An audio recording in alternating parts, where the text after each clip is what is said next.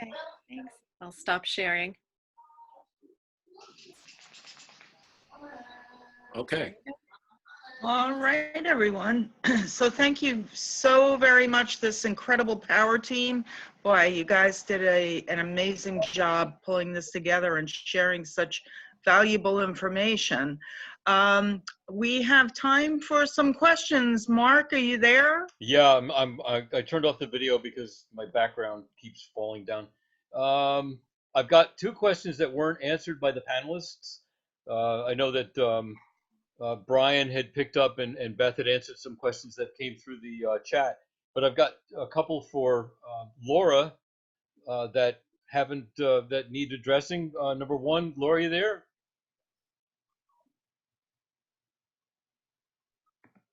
Yes. Oh, good. I've got two. I'm here. Oh, thank you. Two specific questions. Do wood bees act as pollinators?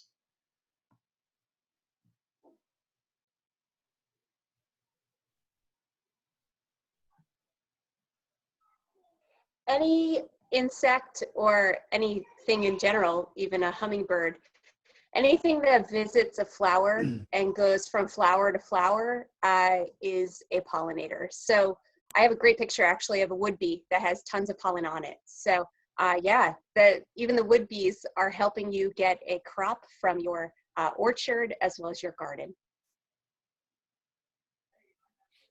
Okay, and we're going to be. Another interesting thing is,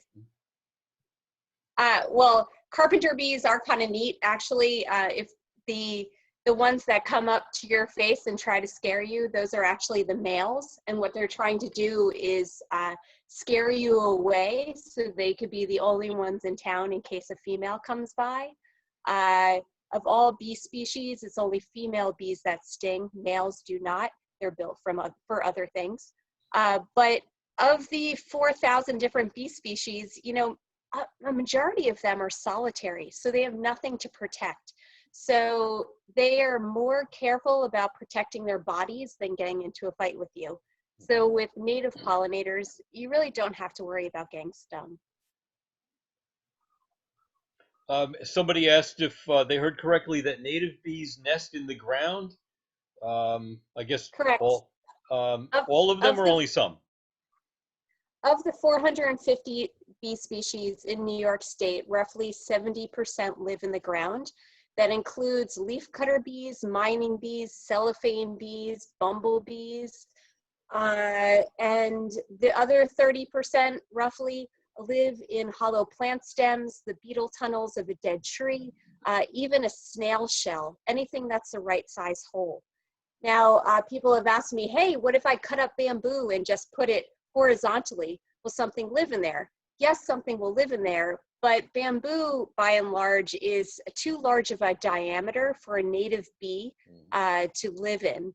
You'll get Mexican grass-carrying wasps, which ecologically they are important too, because birds eat them. So because 96% of terrestrial birds actually feed their babies insects because they're so high in protein. So to me, with insect decline worldwide, every flying creature makes a difference. But yeah, for me, I use hollow plant stems. You could even use elderberry. There are actually 17 different species of mason bee on Long Island, and they all live in hollow plant stems. And leaf cutter bees do as well. I think at first I said they live in the ground. And then earlier, yeah, so that's good. Sorry, I go on tangents. No, it's good because there's so much to talk about. We've had discussions about bees, and I'm trying to do my best. I've dropped a northeast native perennial pollinator garden in the back again this year, my 4th year. I'm just hoping because of the mix that they sent me that it's going to be sufficient for what we want. It's not always just butterflies, certainly. And I know that one mouthful of food is thanks to a bee. So maybe we need a different list of plants. Somebody did ask about how to get your landscaper, how to get your how to get your landscapers, and how to get your nurseries to start carrying the things that we need. So what would be like the top 5 for our pollinators as far as you're concerned, Laura?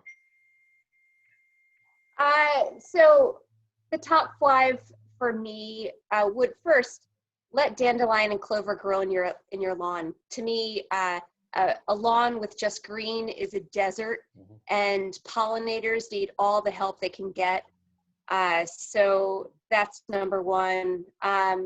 Viburnum dentatum is a great one, which is a great shrub that many species utilize, including caterpillars of moths and butterflies. I really like American or Eastern redbud, which I think is great because it blooms in the early spring. There are so many, and there are so many great lists that are out there. But for me, spring buildup is really important because then the bees get, supercharged and can really start breeding really well. And then I have more pollinators at my farm to then have more bountiful crops. So in the end of the day, it makes a difference per acre how much yield I get out. All right. Debbie, you want to finish up? I'll try to get the PowerPoint slides back up.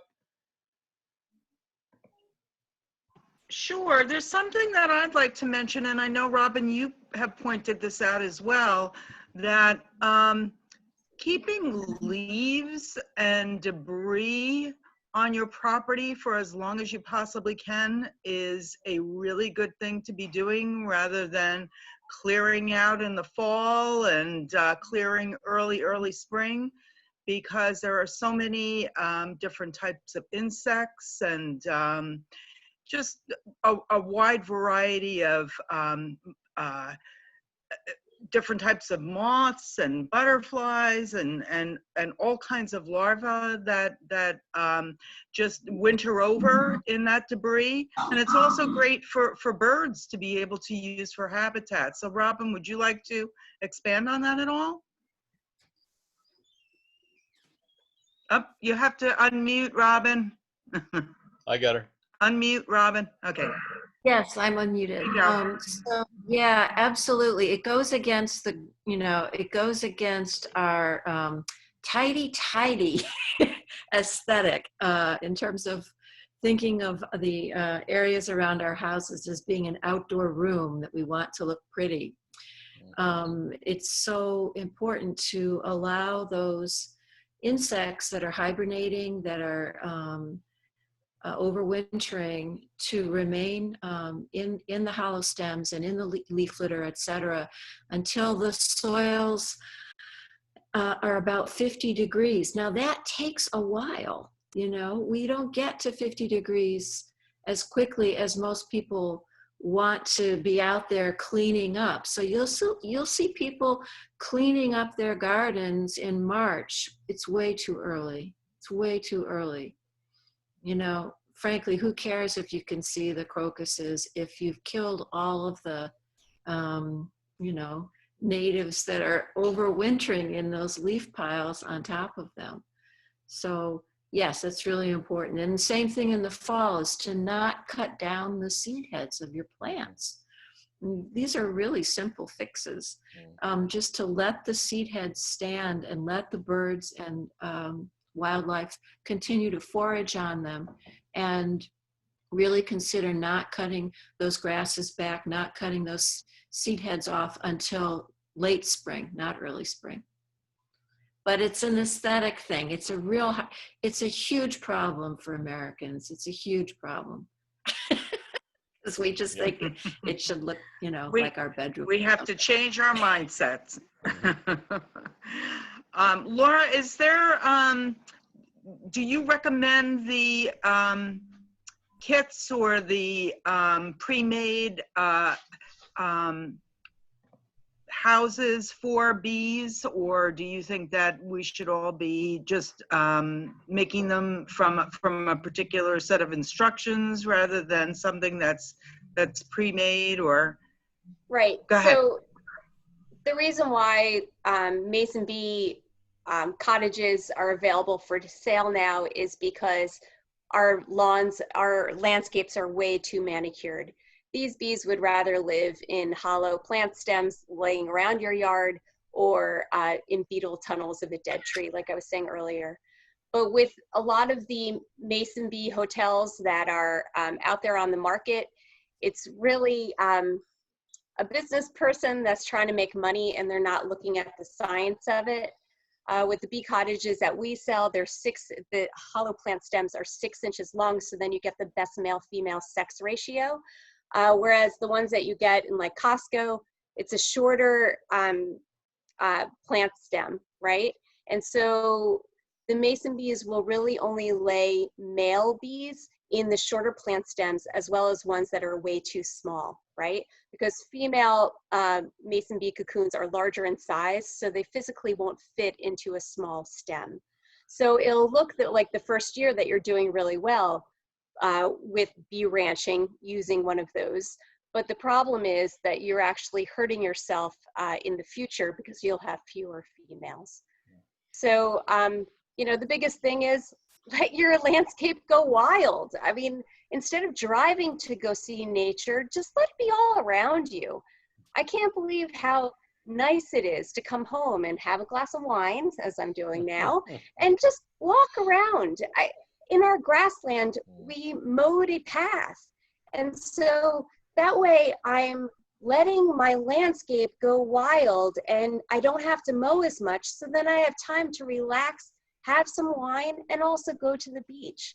It just doesn't make sense to me when everybody manicures everything so much. It's actually called mulleting, where you fit into your neighborhood by mowing your front yard. And in the back, you just kind of mow a little path and enjoy life, right?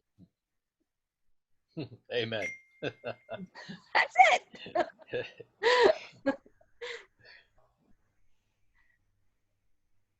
So Deb, you want Questions, me to, Mark, or?